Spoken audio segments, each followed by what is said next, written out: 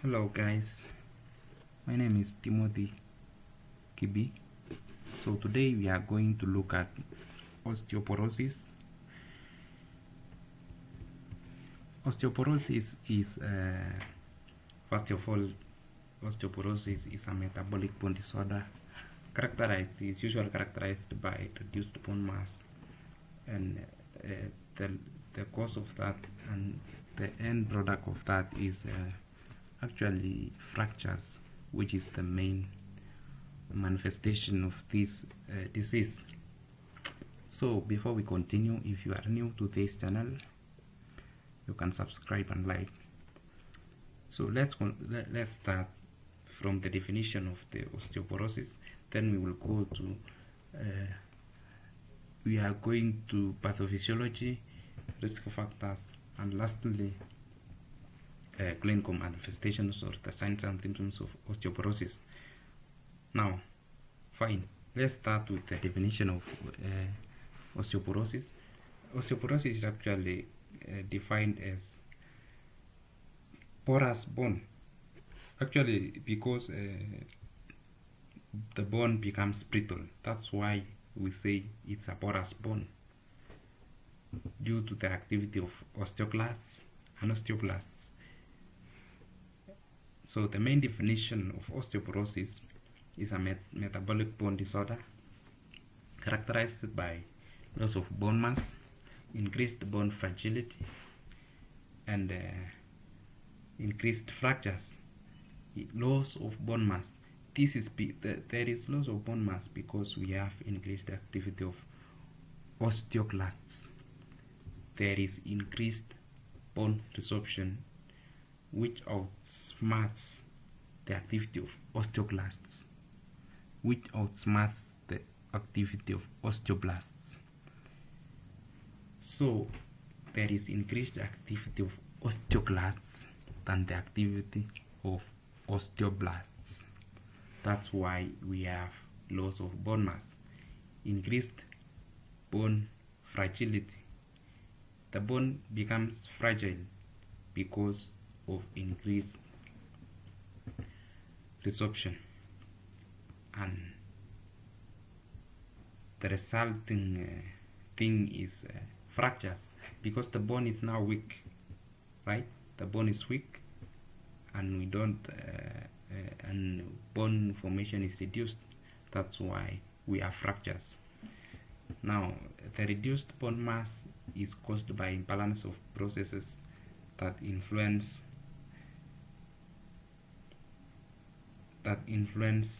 bone growth and maintenance. Bone growth is caused by osteoblasts and is maintained also by osteoblasts. Although osteoporosis may result from endocrine disorder, malignancy, it's often associated with aging. So we are saying endocrine disorder because we have these two hormones that play a role in bone formation and maintenance. This is calcitonin and parathyroid hormone. Remember, when we have low levels of calcitonin, there is high chances that we will have high levels of parathyroid hormone.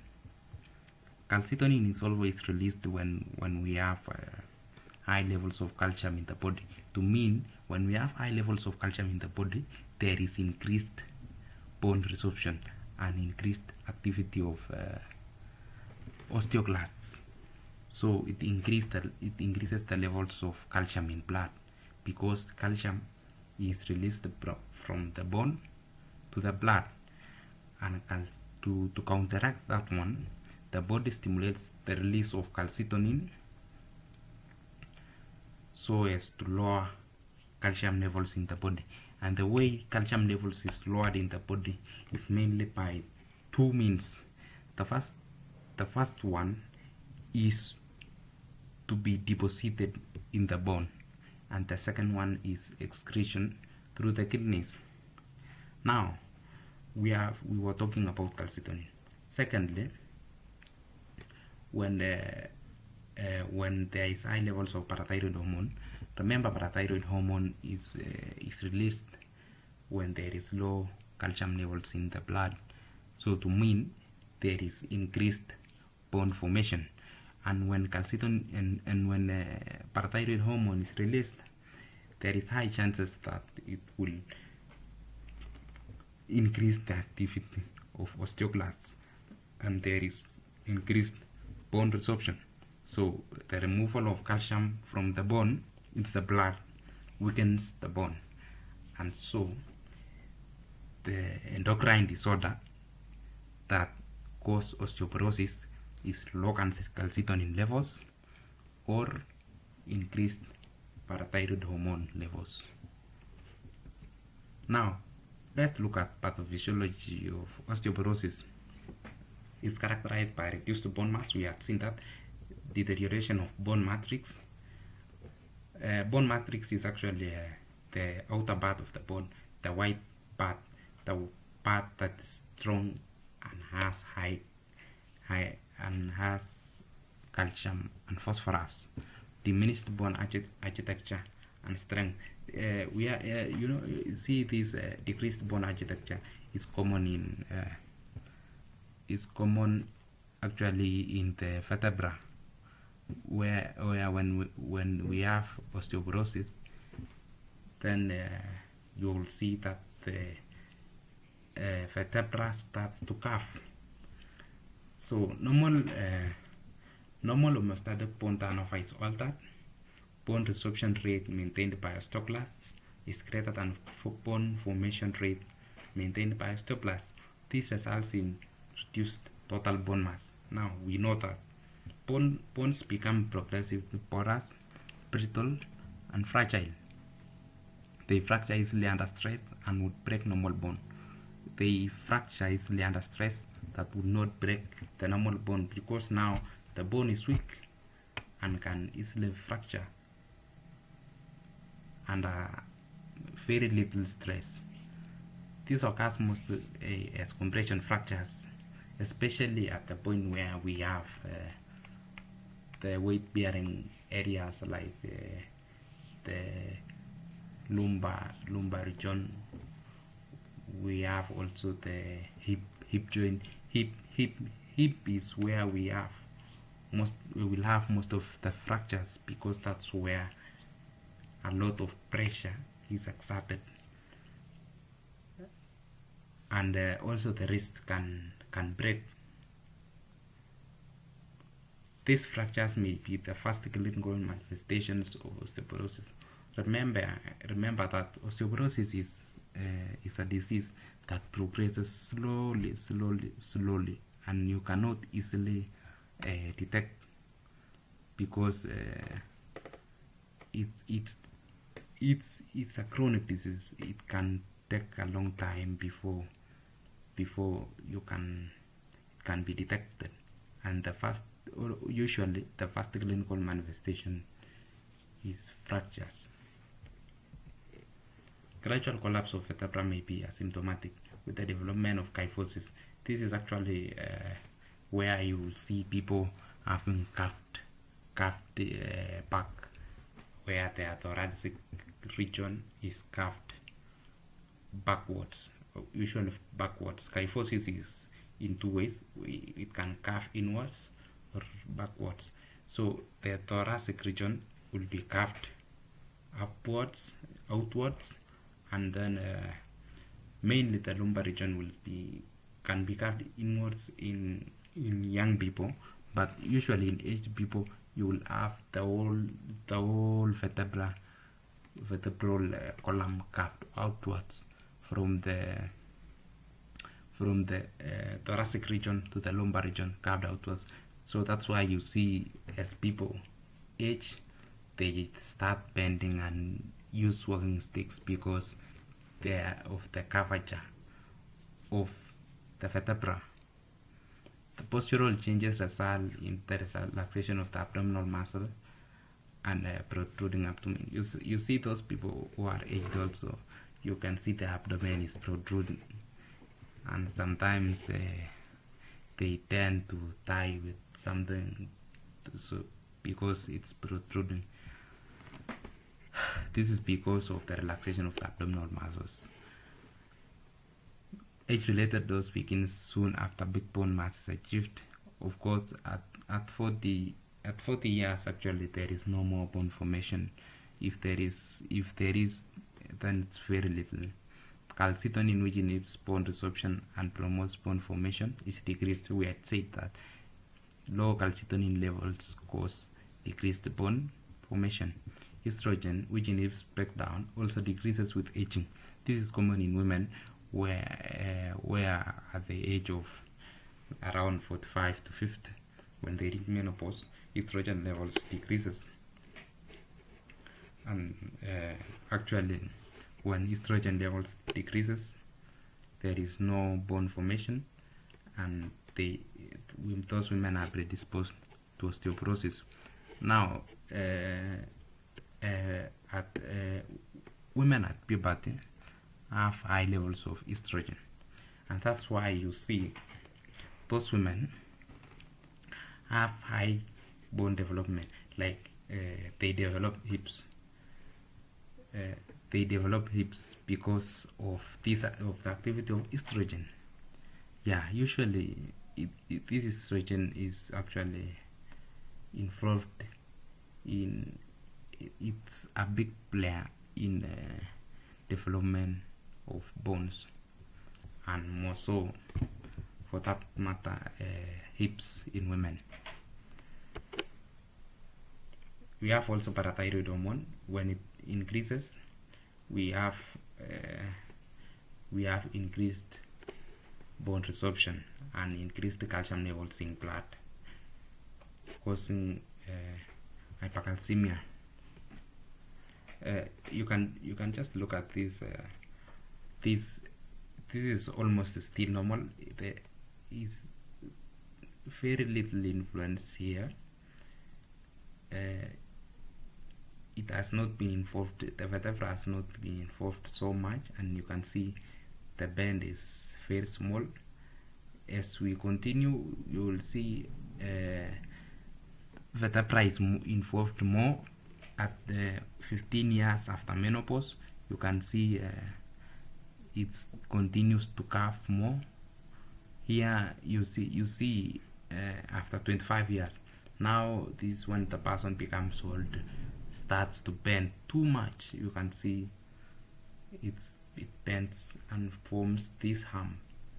This we call buffalo hump. Now we have two types of osteoporosis. We have primary osteoporosis and secondary osteoporosis. So primary osteoporosis is common in women, of course, at menopause. Failure to develop optimal big bone mass and low vitamin D levels contributes to the development of osteopenia. This is without associated bone mass. This is where you have pain on the bone. Early identification of this is can decrease the risk of fractures. Secondary osteoporosis, it's more common in men than women, and use of corticosteroid like prednisone, methylprednisone, and prednisolone actually predisposes to osteoporosis. Use alcohol intake also. We have these disease states like celiac disease and hypogonadism. Medications such as anticonvulsants, they include phenytoin and carbamazepine. Actually, those are the two main drugs that cause osteoporosis, because it inhibits calcium reabsorption. Thyroid replacement agent like levothyroxine. These are the drugs that are used when we have hypothyroidism. Anti-estrogens, they inhibit estrogen in the body, and so we will not have bone development. We also have androgen inhibitors, and proton pump inhibitors. These are drugs used to treat peptic ulcer disease, and they inhibit calcium reabsorption.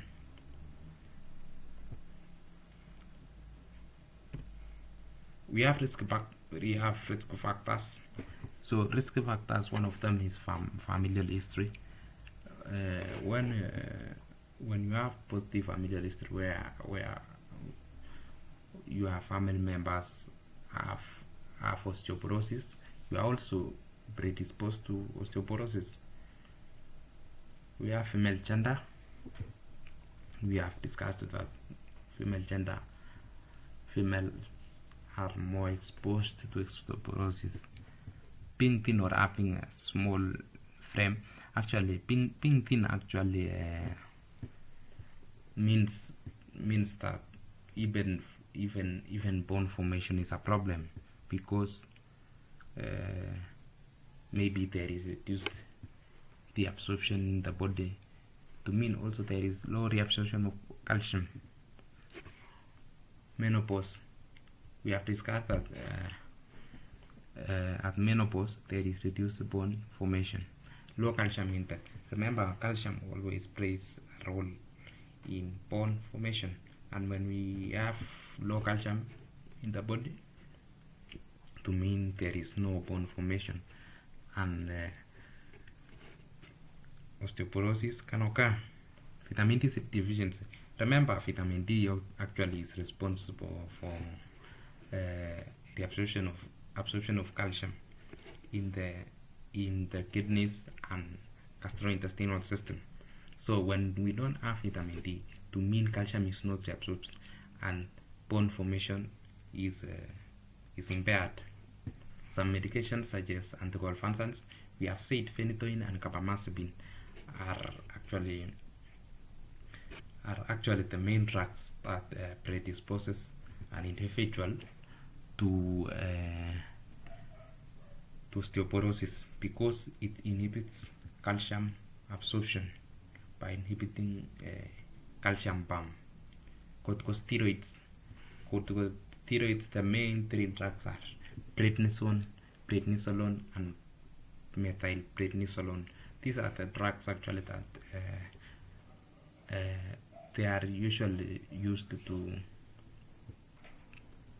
as immunosuppressants. They are mainly used as immunosuppressants and can predispose an individual to osteoporosis. Inactivity. Research actually shows that those individuals who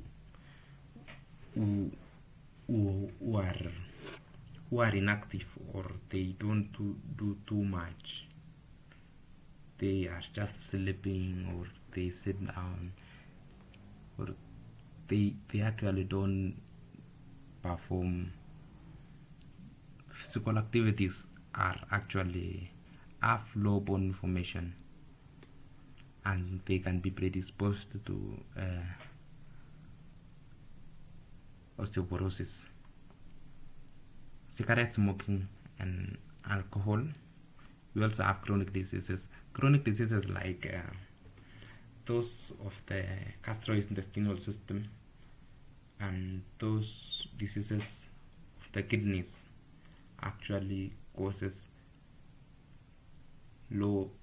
decreased calcium reabsorption, and when we don't have calcium, bone formation is impaired, and we have this individual is predisposed to osteoporosis.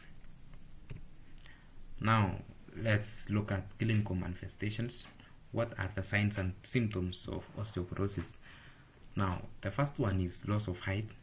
We have seen that involvement of vertebra causes a curvature of the spine, and when the spine curves, we will have individual coming down, and the height is lost. Actually, that's why you see in older people, they tend to become shorter. As person ages, he or she tend to become shorter, because vertebra because of the involvement of vertebra. Now we have progressive curvature of the spine. That's kyphosis. Usually it curves backwards or outwards, and which causes actually loss of height. Lower back pain. This increased bone resorption actually causes pain, and stress on those bones also causes pain, because back pain actually occurs at the lumbar region. That's why you see those old people, they cannot bend too much because they feel pain on their lumbar bones,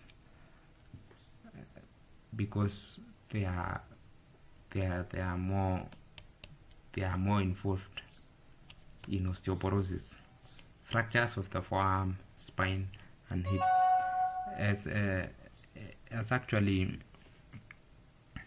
actually this spine and hip are as more pressure is exerted, and bones cannot withstand the pressure. They can easily break. Forearm, maybe you don't have to lift a lot of heavy things because the radius is actually weak. Now, how can we manage this patient? This patient actually can be managed this way. You can give calcium supplements to enhance bone formation, because maybe an individual lacks calcium in the body, and that's what might have caused osteoporosis. Secondly, maybe you give vitamin D supplements, because when an individual lacks vitamin D, calcium reabsorption is impaired, and remember, calcium is used in bone development. So when we have impairment of calcium reabsorption, we will also have impairment of bone development. Third is physical activity. The more an individual is involved physically, the more the bone formation is enhanced. Those are the main management, and actually this marks the end of our discussion. Thank you for listening to the end. Let's meet in the next video. Thank you very much. Don't forget to like and subscribe.